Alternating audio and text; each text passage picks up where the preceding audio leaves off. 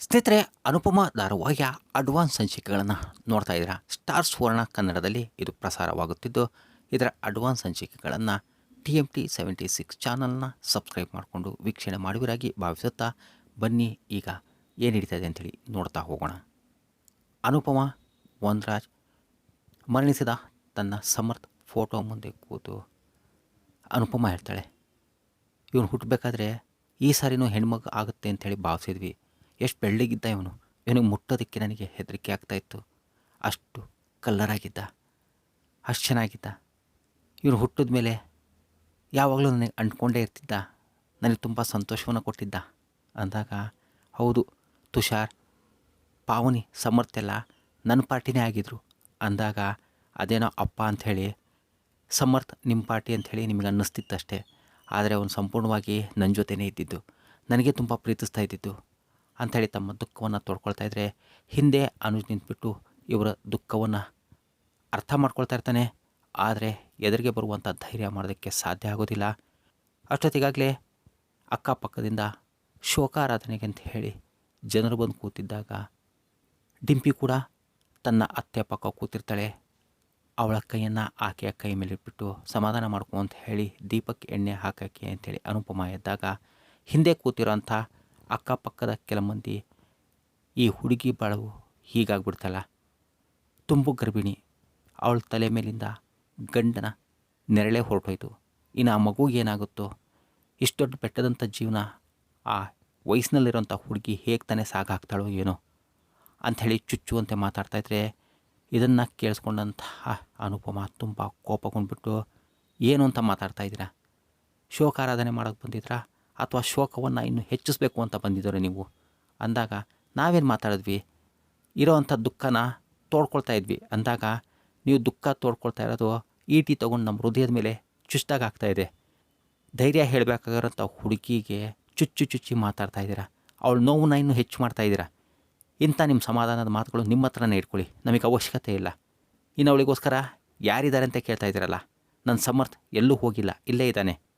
ಇನ್ನು ಡಿಂಪಿ ಮಗುಗೆ ಆಕೆ ತಾಯಿ ಇದ್ದಾಳೆ, ಅವಳ ಜೊತೆಗೆ ಈ ಕುಟುಂಬದವರು ನಾವೆಲ್ಲ ಇದ್ದೀವಿ. ನಾವೆಲ್ಲರೂ ಇರಬೇಕಾದ್ರೆ ಅವಳು ಧೈರ್ಯಗುಂದುವಂಥ ಅವಶ್ಯಕತೆ ಏನಿದೆ? ನಿಮ್ಮಂಥವರಿಂದ ಈ ಚುಚ್ಚು ಮಾತುಗಳನ್ನು ಕೇಳೋದಕ್ಕೆ ನಾವು ತಯಾರಿಲ್ಲ. ದಯವಿಟ್ಟು ನಿಮ್ಮ ಮಾತುಗಳನ್ನು ನಿಮ್ಮ ಹತ್ರನೇ ಇಟ್ಕೊಳ್ಳಿ. ಸೊಸೆಯನ್ನು ಇಟ್ಕೊಂಡು ಅಳ್ತಾ ಧೈರ್ಯ ಹೇಳ್ತಾ ಇದ್ದರೆ, ಲಲಿತಾ ಕೂಡ ಸರಿ ಹೇಳ್ತಾ ಇದ್ದಾಳೆ ಅನ್ನೋ ರೀತಿ ಅವಳಿಗೆ ಸಪೋರ್ಟ್ ಮಾಡ್ತಾ ಇರ್ತಾಳೆ.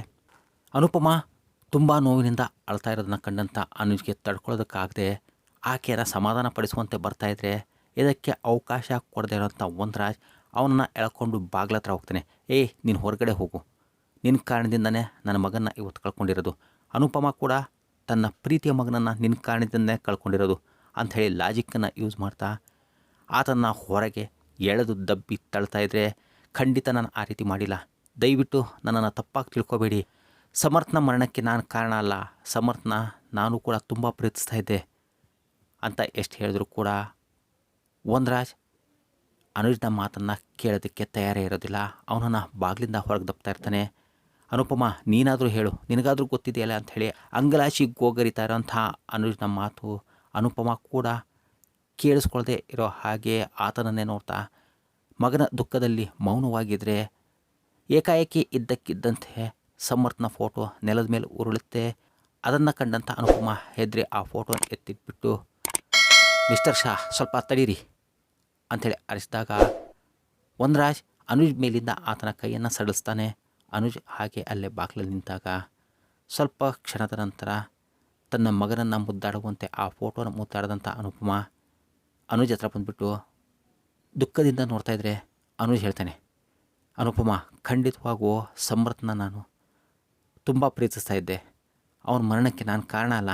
ನಿನಗೆ ಗೊತ್ತಲ್ವಾ ನಾನು ಎಂಥ ಮನುಷ್ಯ ಅಂಥೇಳಿ. ನೀನಾದರೂ ಅರ್ಥ ಮಾಡ್ಕೊಳ್ತೀಯ ತಾನೆ? ಖಂಡಿತವಾಗೂ ಕೂಡ ನಾನು ಸಮರ್ಥನ ಪ್ರಾಣ ಹೋಗುತ್ತೆ ಅನ್ನೋ ಆಗಿದ್ರೆ ಇಂಥ ಕೆಲಸ ಮಾಡ್ತಾನೇ ಇದ್ದಿಲ್ಲ. ನಿನಗೆ ಗೊತ್ತಲ್ವಾ, ಯಾರಿಗೆ ಏನೇನೋ ಆದರೂ ಕೂಡ ನಾನು ಸಹಿಸ್ಕೊಳ್ಳೋದಕ್ಕೆ ಸಾಧ್ಯ ಇಲ್ಲ ಅಂಥೇಳಿ. ಅವನು ಸಮರ್ಥನ ಏನೇನೋ ಹೇಳ್ದ, ಆವಾಗಲೂ ಆ ದಡ್ಡನ ಮಕ್ಕಳ ಮಾತು ಕೇಳದೆ ಸುಮ್ಮನಾಗಿದ್ದೆ ನಾನು.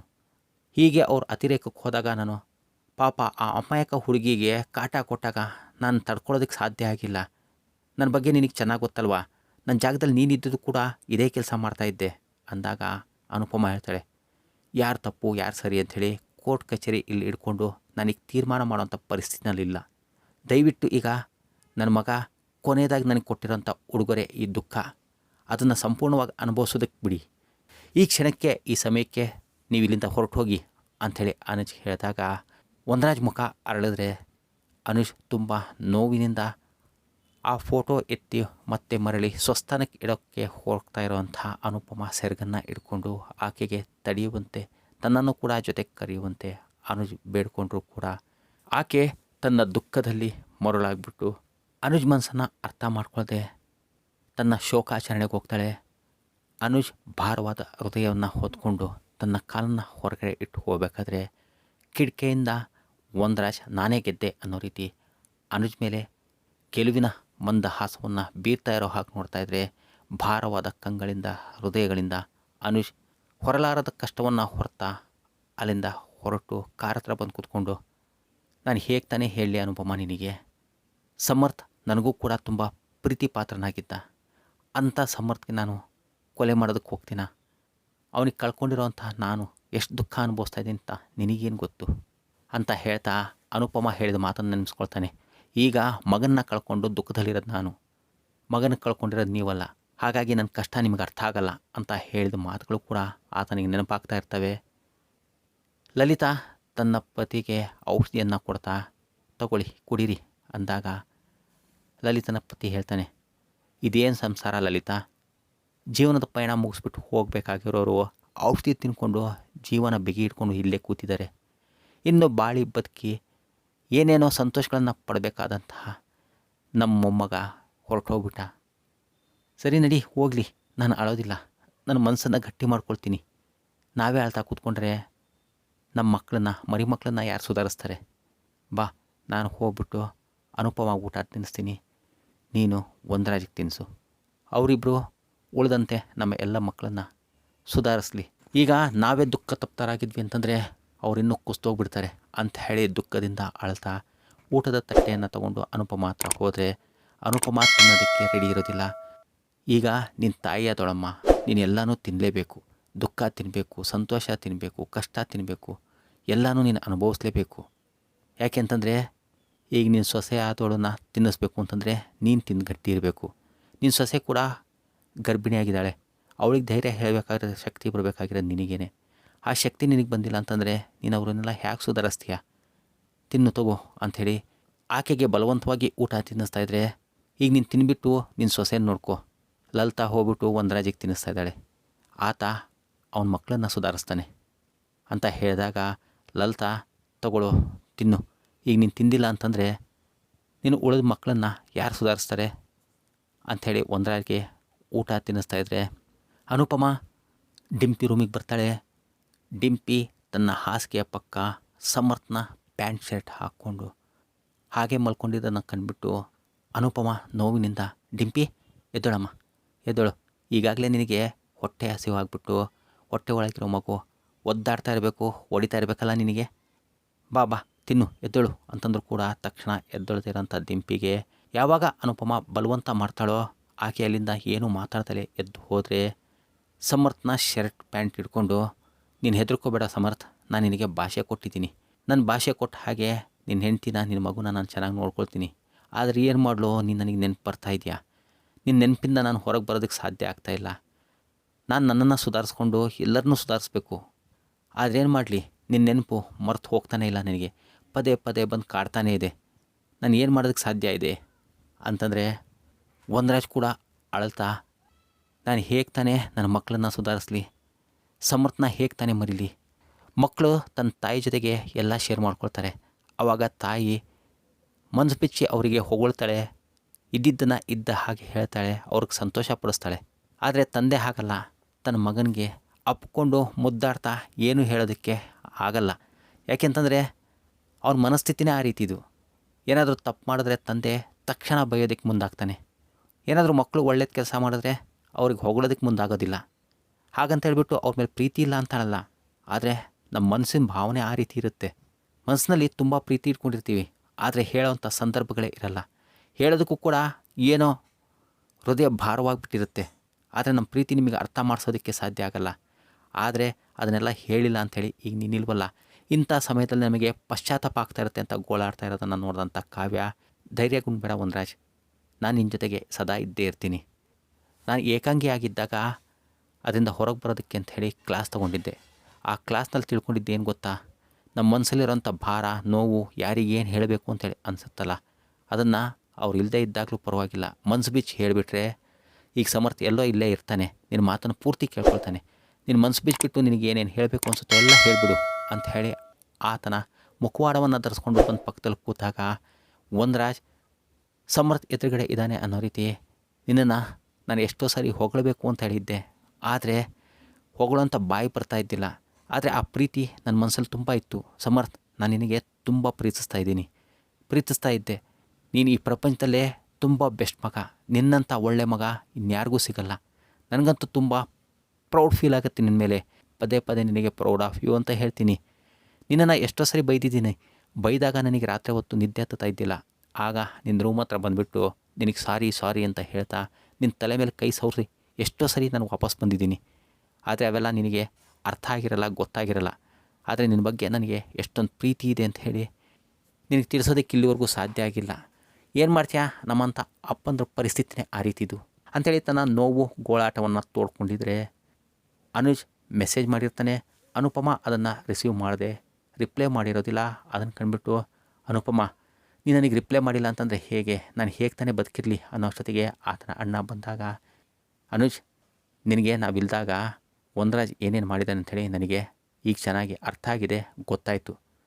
ನೀನು ಧೈರ್ಯವಾಗಿರು, ಹೆದರ್ಕೋಬೇಡ ಅಂದಾಗ, ಇಲ್ಲಣ್ಣ ನನಗೆ ಅನುಪಮನ ಬಿಟ್ಟು ಇರೋದಕ್ಕೆ ಸಾಧ್ಯ ಆಗ್ತಾಯಿಲ್ಲ. ನಾನು ಮೆಸೇಜ್ ಮಾಡಿದ್ರೂ ಕೂಡ ಆಕೆ ರಿಪ್ಲೈ ಮಾಡ್ತಾಯಿಲ್ಲ. ಅವಳು ಸರಿಯಾಗೇ ಮಾಡ್ತಾಯಿದ್ದಾಳೆ. ಯಾಕೆಂತಂದರೆ ಪ್ರಪಂಚದಲ್ಲಿರೋಂಥ ಎಲ್ಲ ಪ್ರೀತಿನ, ಎಲ್ಲ ಸಂತೋಷಗಳನ್ನು ಅವಳಿಗೆ ಉಡುಗೊರೆಯಾಗಿ ನೀಡಬೇಕು ಅಂತ ಇದ್ದೆ. ಆದರೆ ಏನು ಮಾಡೋಣ, ಅವಳು ಪ್ರಪಂಚದಲ್ಲಿ ಅತಿ ಹೆಚ್ಚಾಗಿ ಪ್ರೀತಿಸ್ತಾ ಇದ್ದಂಥ ಆಕೆಯ ಮಗನನ್ನೇ ನಾನು ಕೊಂದಾಕ್ಬಿಟ್ಟಿದ್ದೀನಿ. ಆಕೆ ಮಗನ ಕೊಲೆಗಾರ ಆಗಿಬಿಟ್ಟಿದ್ದೀನಿ ನಾನು. ಅವಳು ಪ್ರೀತಿಸ್ತಾ ಇದ್ದಂಥ ವಸ್ತುನೇ ಕಿತ್ಕೊಂಡಿರೋನಾಗಿದ್ದೀನಿ ನಾನು. ಅದಕ್ಕೆ ಸರಿಯಾಗಿ ಮಾಡ್ತಾಯಿದ್ದಾಳೆ ಅಂಥೇಳಿ ಗೋಳಾಡಬೇಕಾದ್ರೆ ಆತನ ಹಿಂದಿನಿಂದ ಬಂದಂತಹ ಆತನ ಅತ್ತಿಗೆ, ಅನುಜ್ ನೀನು ಇಷ್ಟೊಂದು ಧೈರ್ಯಗೊಂಡ್ಬೇಡ, ಅನುಪಮ ಸಿಕ್ಕಿಲ್ಲ ಅಂಥೇಳಿ ಎಷ್ಟೋ ವರ್ಷಗಳ ಕಾದಿದೆಯಾ. ಅವಳು ನೋವಿನಲ್ಲಿದ್ದಾಳೆ. ಅದು ಅಲ್ಲದೆ ಆಕೆ ಅತಿ ಹೆಚ್ಚಾಗಿ ಪ್ರೀತಿಸ್ತಾ ಇದ್ದಂಥ ತನ್ನ ಕೊನೆ ಮಗ ಸಮರ್ಥ ನೋವಿನಲ್ಲಿದ್ದಾಳೆ. ಸ್ವಲ್ಪ ಅವಳಿಗೆ ಕಾಲಾವಕಾಶ ಕೊಡು, ಇವತ್ತಿಲ್ಲ ನಾಳೆ ನಿನಗೆ ಅವಳು ಮೆಸೇಜ್ ಮಾಡೇ ಮಾಡ್ತಾಳೆ, ಅವಳಿಗೆ ಅರ್ಥ ಆಗುತ್ತೆ ಅಂದಾಗ, ಇಲ್ಲ ಅದಕ್ಕೆ ಅವಾಗಾದರೆ ನಾನು ಒಬ್ಬನೇ ಇದ್ದೆ, ಒಬ್ಬಂಟಿಯಾಗಿ. ಅವಾಗ ನಾನು ಎಷ್ಟು ಬೇಕಾದರೂ ಕಾಯ್ತಾ ಇದ್ದೆ. ಆದರೆ ಈಗ ನನ್ನ ಅನುಪಮ ನನ್ನ ಹೆಂಡತಿ ನನ್ನ ಜೊತೆ ಇದ್ದಾಳೆ. ಅವಳನ್ನ ಬಿಟ್ಬಿಟ್ಟು ನಾನು ಬದುಕೋದಕ್ಕೆ ಸಾಧ್ಯ ಆಗಲ್ಲ.